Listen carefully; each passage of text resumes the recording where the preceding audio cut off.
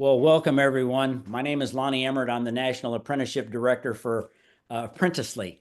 And here we are during National Apprenticeship Week. And we've already had some exciting events, but today we're really delighted to have our State Broadband Director here in the state of Arkansas, Mr. Glen Howie, with us today for a little bit of just a dialogue and a conversation, Glen, about how exciting it is with the expansion of broadband across the state and what it means eventually in terms of workforce. That's kind of our focus this week. As you know, the apprenticeship model has been a tremendous advantage to employers to be able to grow workforce, to grow their own, as well as to advance folks.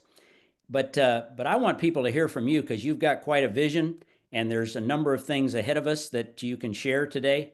So Glen, I just want you to introduce yourself and kind of describe your journey as the State Broadband Director.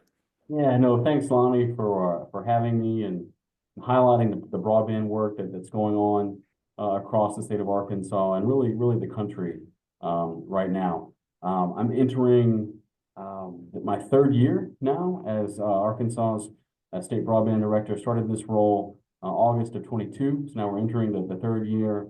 It's been the best professional and personal move for me was to come to Arkansas and lead this program. The first year, the year before that, in the Louisiana office of broadband down there with that team helping to get that office off the ground. And then the role opened up for me here in Arkansas. And it's been, again, the best move I ever could have made. But really, we are in a historic moment for broadband development and connectivity across the country. And indeed, Arkansas.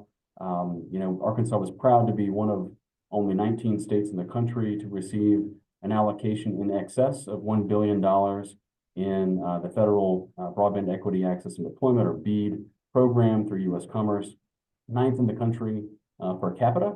And when you look at the locational mapping that we have done in a very robust manner over the course of this past year, the fact that we have about 84,000 homes, businesses, and community anchor institutions that will be eligible for the BEAD program, which is much less actually than a lot of our peer competitive states across the Southeast. So you couple that number along with the being one of the $19 billion states in this program, we are sitting in a very good spot as we move forward with the next round of broadband infrastructure grants. Mm-hmm. Well, Glen, that's fantastic. And I think that resonates with, with people who understand what it takes to actually, accomplish much in this space. Next question is, it tends to come up all the time that, okay, now we've got everybody connected, right? At some point down the road, or even as we continue, what's next? What does that mean? What do we do with it, right? So in terms of education, in terms of workforce opportunities, digital skills, kind of connect some dots for our audience about how this is going to be such a fundamental platform for more Arkansans to engage in the workforce, and especially with apprenticeships being so popular, how this is going to really kind of have such a positive impact on where we're headed. Yeah, look, you hit on a great point there, Lonnie. I think, for some folks who may not be aware potentially, we always frame the work of our office around what we call our three pillars of broadband. So access, affordability, and opportunity is sort of that third pillar.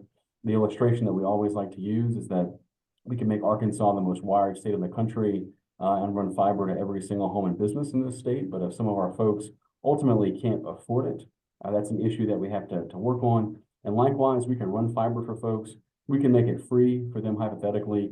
But if they don't understand the opportunity that arises from internet access, or have the devices they need, or the digital skills to operate those devices properly, we have to attack all three pillars of broadband at the same time to make this a very successful endeavor. And you're right, the workforce development that has to go on to ensure that Arkansas executes this program properly is an immense task. You look at the Arkansas Fiber Academy that currently now originally began with 3 programs in coordination with the Office of Skills Development and the Arkansas Community Colleges, put that program together in cooperation with industry partners who all got together at the table and said, look, this is what we need to help build the broadband workforce of the future in Arkansas. Since that time in 2022, now we've added a 4th program to the Arkansas Fiber Academy. So all 4 programs would cover 1, is underground directional drilling. One is a lineman program. One is a tower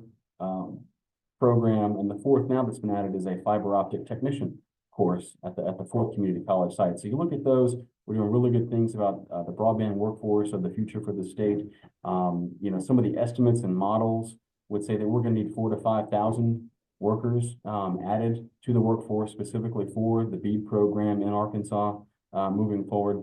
But a really interesting part of the story, I think, is the impact of apprenticeships and what that can play for what we need to do as a state in the broadband space. One of the criteria that our applicants to the BEAD program are going to be scored on is workforce, right? And one of the things that we have highlighted within the scoring criteria is that if an applicant, an ISP applicant to this program commits to offering apprenticeships and ultimately hiring those apprentices into their company, they get extra points for that in our scoring process. So we are incentivizing through our scoring process the concept and the action around apprenticeships that we think can make a difference in the lives of Arkansans.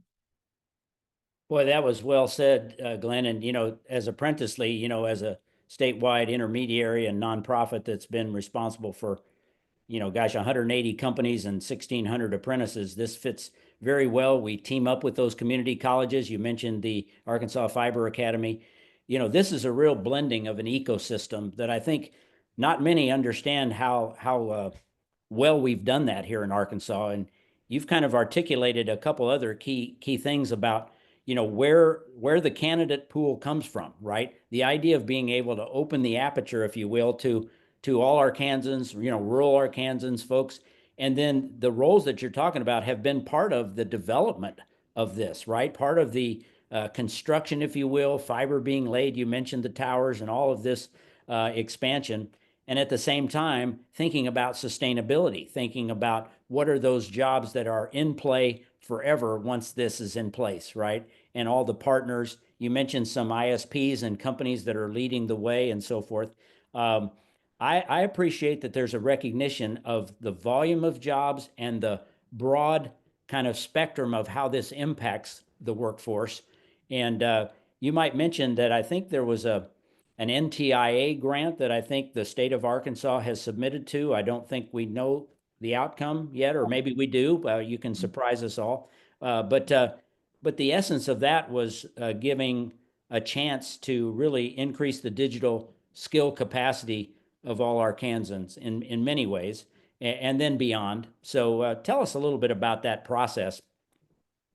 Yeah, absolutely. So in coordination with the BEAD program, which was a part of IJA, or the Infrastructure Investment and Jobs Act, or some people would refer to it as the Bipartisan Infrastructure Law. A lot of names out there, right? A lot of acronyms and jargon. But as a part of the overall infrastructure bill from back in 2021, so in addition to the BEAD program, which is really dedicated for infrastructure build out, as we said, 84,000 locations that we still have to go and build to through this program, a sister program to that infrastructure focused program is one through the Digital Equity Act that really focuses on what we call the opportunity piece of our bucket, right? So think digital skills, as you're saying, think devices that folks need to have. And so we're working really hard.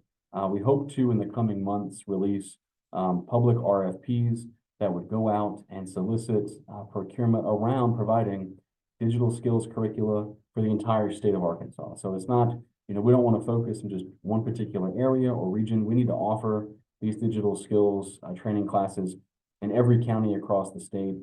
With that, having an accompanying device program. So the concept of a learn and earn multi-pronged approach where folks would go through the digital skills training, get trained up. And at that point, once they've completed that process, that would, you know, make them eligible to then receive a either free or reduced cost large screen digital device to be able to take advantage of the digital skills that they learn. This is critically important. You know, our team has done some really groundbreaking data work around this issue.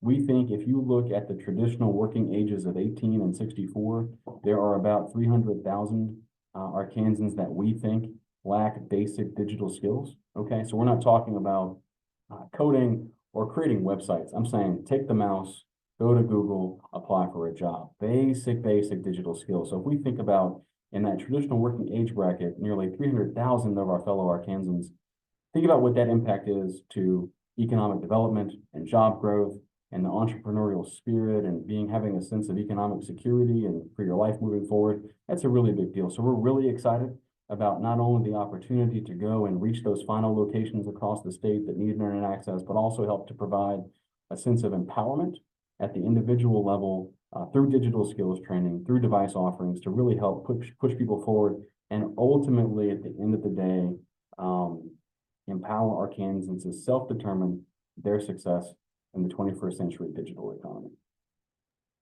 Glenn, this has really been exciting because you're putting so many of the pieces to a puzzle together.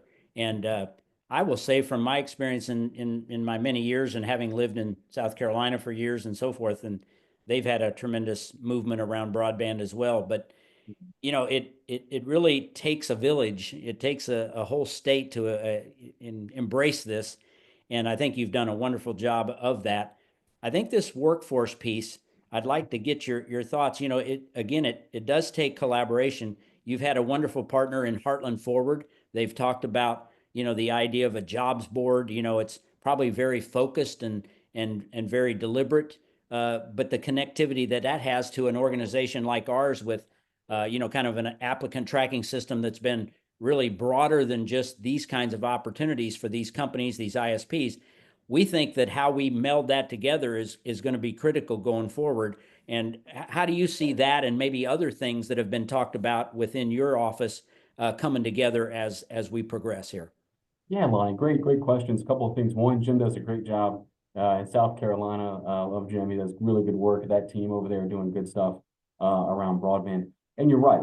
Earlier this year, Heartland Forward in partnership with a couple of other organizations, including the Pew Charitable Trust, rolled out a sort of broadband related jobs board for both Arkansas and Louisiana.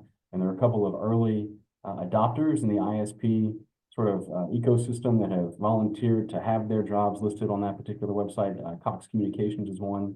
I think AT&T is another, along with Cable Links, which is sort of the branding for the Waco Media companies based here in Little Rock. And so, no, we have a new jobs board that's really exciting for folks. But you're right. I think moving forward, you know, I would love to see a way that we can integrate apprenticeships right into that online platform and help build that piece out as sort of the next wave of things. We worked hard with the Broadband Nation organization to have an Arkansas specific page now on the Broadband Nation website, which is also really involved in the workforce piece. And so proud to become the second state in the country to have a state dedicated page on their website, which was fantastic for the state of Arkansas. And look, we at the end of the day, you know, we know that broadband workforce, apprenticeships included, are critically important. We've carved out a $15 million investment into the broadband workforce space through our BEAD program. So that more information on that should be coming soon over the next several months. And so things are shaping up really well for workforce in Arkansas. Well, and just to complement that, you know, it takes funding, right? It takes clarity and understanding on the part of employers to understand what's being offered to them, right? What is it going to mean to them?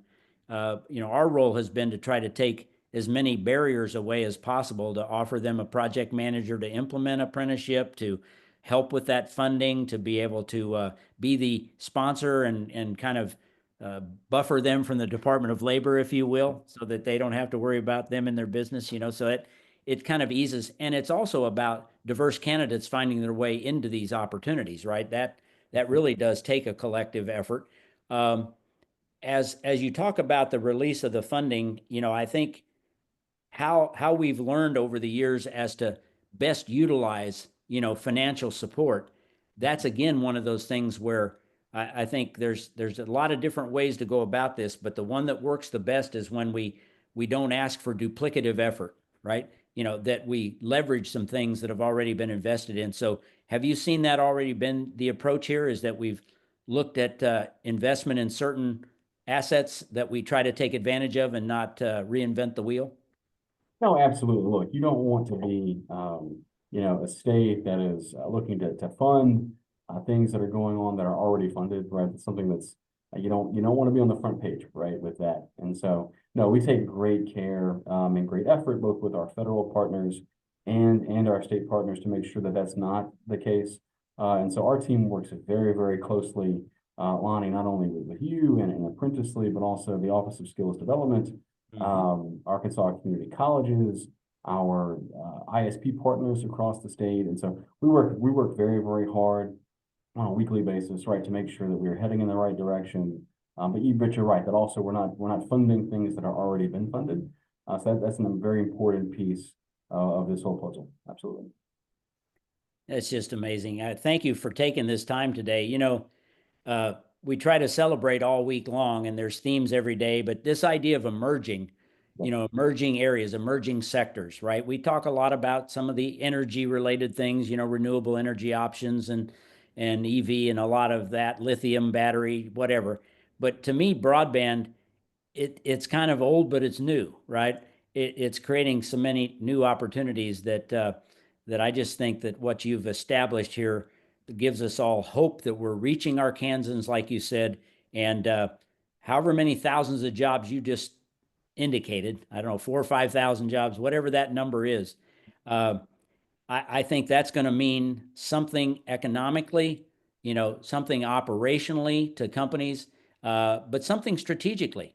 I mean, that's the thing I think we've capitalized on for companies is that we've given them assist strategically, we've given them an assist operationally because we're trying to take on some things that they shouldn't have to do, that they can rely on the ecosystem, but then financially, right? So that they can invest in the things that are really producing success and growth as companies. I'd offer you one final kind of what are your parting words? What are the things that people who are going to be seeing this not just this week, but from this point forward, a little bit about point in time, where we are, what do you expect to see over the coming days and months and years? Yeah, absolutely. Look, we on the infrastructure side, we're going to go through the application process with our ISPs over the coming year. So we'll take care of that in 2025. Really exciting there. So we hope to have shovels in the ground on this round of projects during the second half of 2025. That would be the goal for us.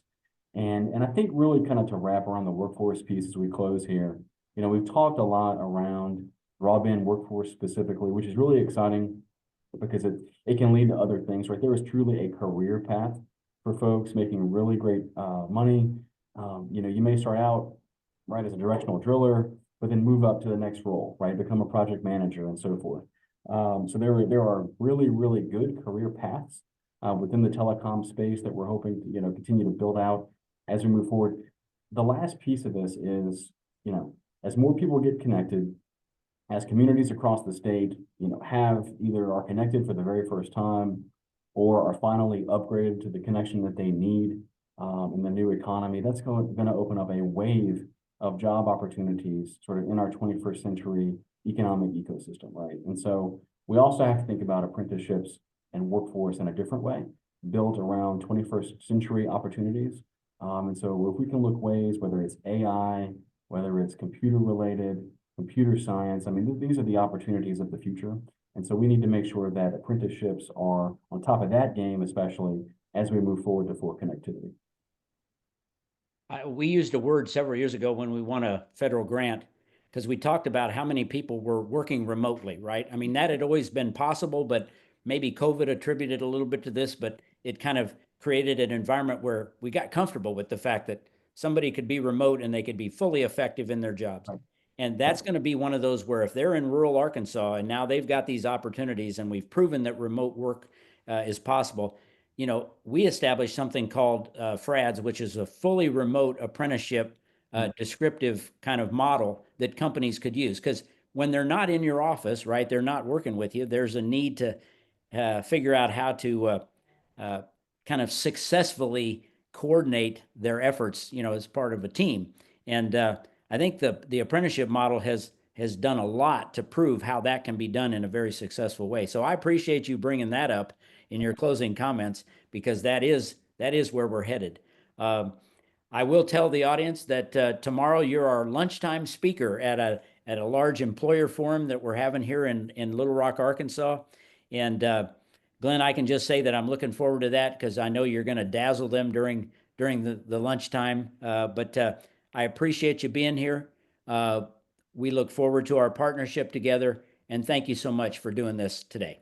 All right. Thank you, Lonnie. Thank you to Apprenticely. And we'll see everyone next time. Okay. Thanks. Thank you. All right.